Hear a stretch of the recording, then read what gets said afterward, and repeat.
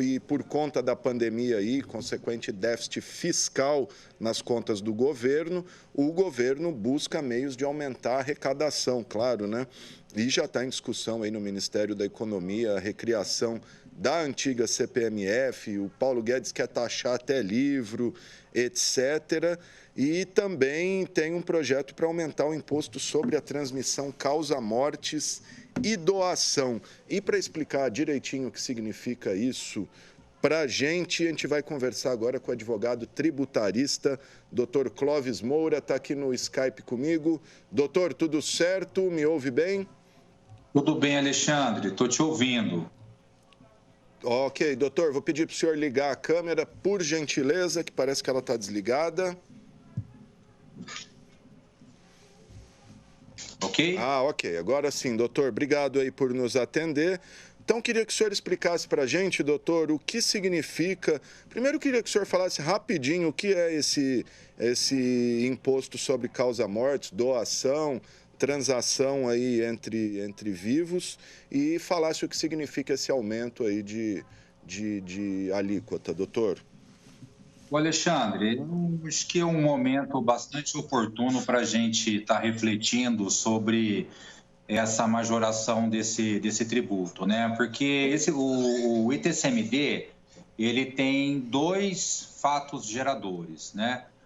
O fato gerador dele pode ser tanto como a morte, como também pode ser a doação. Então, é a transmissão de bens. Então, a pessoa morre, automaticamente surge aí a herança e vai ser transmitido. E nessa época que nós estamos vivendo de Covid, com mais de 100 mil mortos, e sendo a maioria dentro do estado de São Paulo, a gente acha um tanto assim inconveniente o governo do estado de São Paulo querer majorar a alíquota nesse meio que nós estamos vivendo aí dessa pandemia, tá? Então, nós temos dois projetos em circulação. Nós temos um projeto que foi colocado pelo PT, que é o projeto 250/20, que esse aumenta drasticamente aí dobra a alíquota de 4 para 8 e mexe bastante na sua base de cálculo. Esse é por ser um projeto do PT, nós acreditamos que ele não vai decolar. E a o governo, o Dória, ele fez um pacote de medidas para visar a economia e, no caso, encerrando instituição, bem como a CDHU, zoológico, ou seja, tudo aquilo que ele acha que dá despesa, ele vai findar e mandou para a Câmara o projeto de lei para encerrar essas entidades. Dentro desse projeto, ele coloca de uma forma bastante sucinta, né, a majoração, a alteração da base de cálculo. Então, ou seja, o tributo, a alíquota vai permanecer 4%, como a lei atual. A lei atual fala em 4%. Ele vai manter os 4%, só que ele mexe na base de cálculo. A base de cálculo hoje seria, por exemplo, se eu fosse ter uma sucessão, uma pessoa falece hoje, deixando uma fazenda para os seus herdeiros, ele pagaria 4% sobre o valor do ITR, o governo agora vai pautar. Ele vai colocar uma base que ele coloca valor de mercado. Então, ou seja, nós vamos ter uma majoração praticamente, em casos, a gente tem até de 100%. A maioria dos juristas que tem estudando o caso dessa questão dessa própria majoração desse tributo, a gente coloca que dentro desse quadro, a cada 10 fatos geradores, a pessoa tem que vender um imóvel, se ela tem 10 imóveis, para pagar o próprio tributo. Então, ela acaba perdendo. Só para entender, esses 4, atualmente é 4%, então, sobre o valor venal, digamos. E aí sobre o valor venal. Nós trabalhamos dentro do valor venal. Então, nós temos propriedades rurais, propriedades urbanas e até mesmo o que coloca bastante em risco é que as pessoas, hoje a maioria da classe média, né, ela visa pegar o seu patrimônio e fazer um planejamento sucessório em vida, né? E ela coloca esses patrimônios dentro de uma pessoa jurídica, uma empresa patrimonial que nós chamamos de holding. Certo. E esse novo aumento agora, ele praticamente liquida esse planejamento tributário, porque ele coloca a empresa dentro do valor patrimonial dela. Então, o fisco vai vir, vai arbitrar. Se eu sou titular e venho a óbito, na transmissão dessas cotas para o meu sucessor, eu não vou pagar mais pelo valor de patrimônio, o PL, eu vou estar pagando pelo valor arbitrado pelo fisco. Então, assim, nós temos aí, em meio a essa pandemia, um aumento bastante considerável aí do ITCMD. Ok, e é o que tem acontecido em Brasília também, enquanto todo mundo aí com a atenção voltada, a gente vê aí discussão sobre novos impostos, etc. Sobre isso que o senhor falou, esse pacote que o Dória enviou para a Assembleia, extingue aí realmente um monte de empresa pública e, inclusive, prevê a demissão, tem um plano de demissão ali de servidores. Eu só não sabia que tinha esse cavalo de Troia aí no meio, né, doutor, como é chamado esse... Você tem ainda a parte de PVA, ele coloca que ele vai dar isenção para entidades sem fins lucrativos, isso ele não precisava colocar na lei, porque a Constituição Federal já prevê, então a gente não precisa de lei disso, mas ele, para não passar o projeto de lei conforme via colocado o PT, ele coloca, e como você bem falou, essa operação cavalo de Troia, aonde passa a majoração sem ninguém perceber. E aí é interessante porque os grandes jornais praticamente não ventilaram isso, porque realmente passa desapercebido, né? Então a gente cria esse alerta. Muito bom, doutor. Resumindo, esse projeto, então, está na Assembleia, ainda vai ser discutido, mas como tudo que é enviado pelo governo ali para a Assembleia, é difícil não ser aprovado, né? Tem ali uma oposição pequena, mas o governo consegue aprovar tudo. Doutor, eu queria aproveitar a participação do senhor aqui, a gente abordar um pouquinho essa possível recriação da CPMF, como isso está repercutindo no meio tributário. Parece que ela é mais cruel que a antiga CPMF, esse novo modelo, né? O senhor está mais ou menos por dentro? Estou sim, eu acho que isso daí, Alexandre, é uma forma que nós lutamos tanto para acabar com a CPMF, ela volta, é a mesma coisa, só que ela tem uma roupagem diferente e ela vem com transações financeiras, né? Sim. Então, lógico, hoje praticamente o dinheiro é magnético, né? Tudo que você vai fazer através de TED, através de DOC, ou através de um pagamento eletrônico, e aí é onde incide. Então, são poucos... em poucos momentos não vai estar incidindo essa nova CPMF. Então, ela veio mesmo para arrecadar, porque o governo precisa de caixa. Antes, o presidente era totalmente o contrário, mas hoje ele não tem mais como não ir com essa ideia, né? Então, com a pandemia trouxe mais esse ônus, né? Então, com a reforma tributária, a gente não tem nenhuma... em si, se a gente for levar em consideração a reforma tributária, nós não temos nenhuma queda da própria tributação. A gente tem a realocação dela, tira da produção, coloca no consumo. Sim, o que mas é pior, de qualquer né? forma vai afetar o quê? O consumidor final, né? Porque se eu coloco na produção, ela vai repassar. Mas como eu afeto o consumo, então já vai direto. Aliás, o Brasil acho que é um dos poucos países do mundo que taxa mais o consumo do que o lucro, né? Enfim. Doutor, queria também... parece que também que essa nova CPMF, se eu transferir dinheiro meu de uma conta minha para outra conta minha, vou pagar também, ou seja, é imposto... Por enquanto, sim. Por enquanto, sim, Alexandre. E outras medidas bastante, assim, que são anti o próprio... ele fala tanto em manter o empreendedorismo, mas veja, hoje, se eu tenho uma empresa e a hora que eu distribuo o lucro, eu não pago o tributo. E agora a pilastra, né, a pilastra e mestre do que nós temos da reforma tributária é a tributação da distribuição de lucros. Então, muitos grupos, por exemplo, que tem uma empresa em cima da outra até chegar numa holding, a gente pode ter uma tributação aí, uma bitributação. Sucessiva, então, todo né? esse dinheiro já é tributado, quando eu distribuo por sócio, ele vai ser tributado novamente.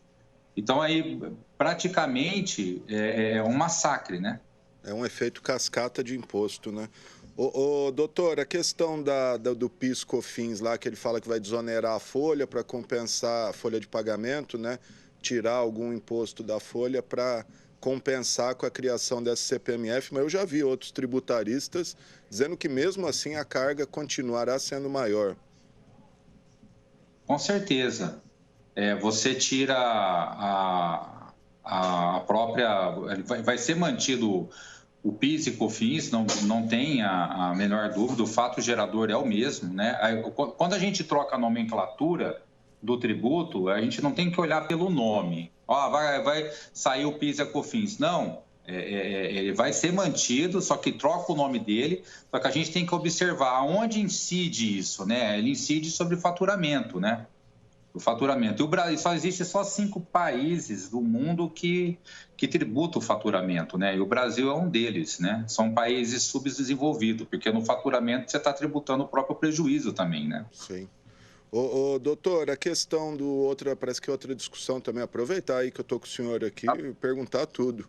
Questão do imposto de renda, que é acabar com dedução de saúde e educação. O senhor acha que isso prospera? Isso é um golpe na classe média, né? Então, Alexandre, com certeza, eu acredito que dependendo do arranjo político que eles conseguirem lá, isso vai passar num pacote grande, né?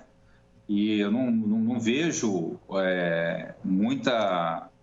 A gente vai ter até uma oposição, mas hoje o governo ele está com uma nova linguagem, né, dentro do Congresso, né, junto com o Centrão, então possivelmente vai passar. Realmente é muito complicado hoje, porque você está pagando a tributação e você não está tendo abatimento nenhum. A educação e a saúde, que é um dever constitucional de todo cidadão, que o Estado deve prestar, né, e lógico, se você procura um meio particular para isso, você tem que dar direito à dedução. Sim. No entanto, ele vai retirar isso, né? Nós podemos ter até outra faixa de imposto de renda também, de 27%, e até cobrando uma faixa de 35%, né? Eu acho que, dependendo como a evolução aí que vai a evolução da própria pandemia, né? E dessa necessidade, se o governo estender esses benefícios e o caixa sem dinheiro, automaticamente ele não tem aonde tirar dinheiro a não ser da carga tributária. Barbaridade, é um massacre mesmo na população, né? Quer taxar livro também, acho que... Exatamente. O que não pode, né? Ele não pode taxar livre, porque você acaba tendo aí uma própria questão da própria imunidade. Mas, já que você está me dando a oportunidade de falar, recentemente aí o Alexandre de Moraes deu uma decisão que é uma aberração total, né? Ele coloca, quando a gente vai integralizar um imóvel dentro de uma pessoa jurídica que é nossa mesmo, eu tenho uma imunidade, eu não pago se essa empresa não for ter receita imobiliária. E ele limitou. Ele falou, não, você pode integralizar, mas a diferença entre o que está na tua declaração e o valor de mercado, você vai estar pagando o ITBI. Então, aí é uma vitória do município, né? Mas também é um ônus muito grande, né, para o próprio contribuinte, né? Então, ele tem que pagar o ITBI na transmissão, ele tem que pagar o ITCMD na transmissão também. Então, é muita coisa. E por esse novo projeto aí, no caso do governo de São Paulo, inclusive a doação entre vivos seria taxada. Entra também, porque nós temos 2 fatos geradores, o causa-morte e o doação. Eu até pensei que, por ser mais sensato, o governo ia manter só sob doação, já que a gente não sabe a quantidade de pessoas ainda, tanto rico, classe média ou pobre, que vai vir a óbito com essa doença. Então, a partir do ano que vem, se um desses vir a óbito, ele vai estar pagando, né? Tá certo, gente.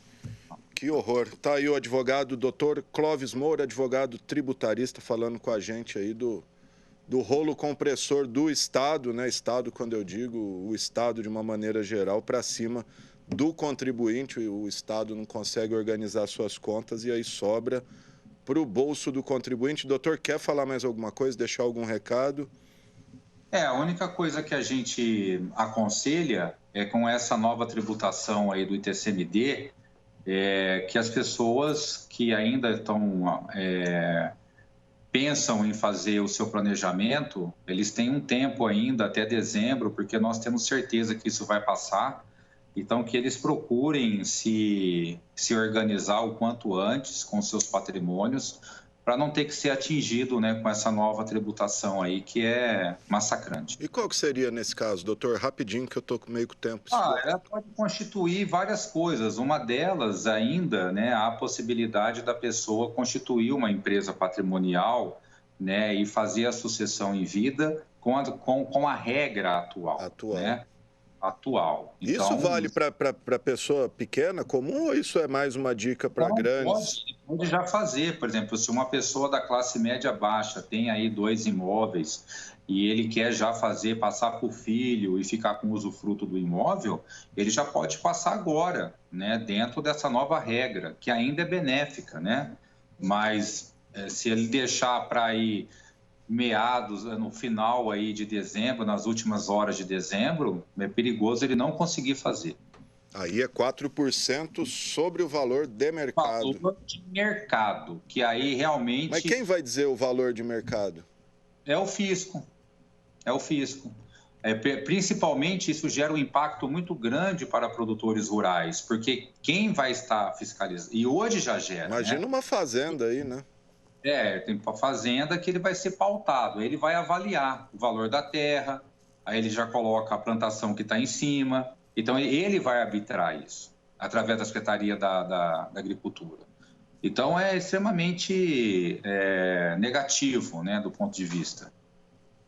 Eu acho que, sinceramente, o Dória está dando um tiro no pé nisso, porque muita gente sai de outros estados para fazer a estruturação aqui no estado de São Paulo, e o que ele vai acabar perdendo em fazer isso. Pois é, e parece que o IPVA também, eu ouvi alguma coisa de 4% único também, não sei se eu estou enganado, doutor, se eu estiver enganado, me corrija. Exatamente, uma das coisas é isso, e vários projetos também, Alexandre, que nós temos em vigor, aí, não só isso, mas nós temos projeto andando no Congresso Nacional, no Senado, para tornar a alíquota mínima do ITCMD de 8. Eu tenho um projeto até de alíquota de 16 e até valor máximo de 20. Então, assim, você pagar o imposto sobre a transmissão da sua própria propriedade para o seu herdeiro, ele é já ruim, né? Vários países nem entendem isso, né? Mas, enfim. Acho que o correto é taxar as grandes fortunas, taxar jatinho, lancha, iate, né, doutor? Carro de luxo, isso. O imposto sobre grandes fortunas, nós temos ele na competência da União, desde 88, com a criação da nova Constituição, e até hoje ele não foi criado. É o que não dá para entender, por que um carro paga e o cara que tem um helicóptero não paga um centavo. Eles alegam que é difícil você conceituar o que é grande fortuna. Certo. Tá bom, doutor Clóvis Moura, advogado tributarista, muito obrigado pelas suas explicações. Estamos sempre à disposição aqui, o assunto importantíssimo e que realmente a gente não vê aí a grande imprensa abordando ele. Obrigado, viu, doutor? Obrigado, Alexandre, eu que te agradeço. Estamos sempre à disposição. Doutor Clóvis Moura está aí, então, em vez de taxar avião, taxar jatinho, helicóptero, lancha, aumentando o imposto de livro, aumentando a alíquota aí de IPVA para alguns setores, tá certo.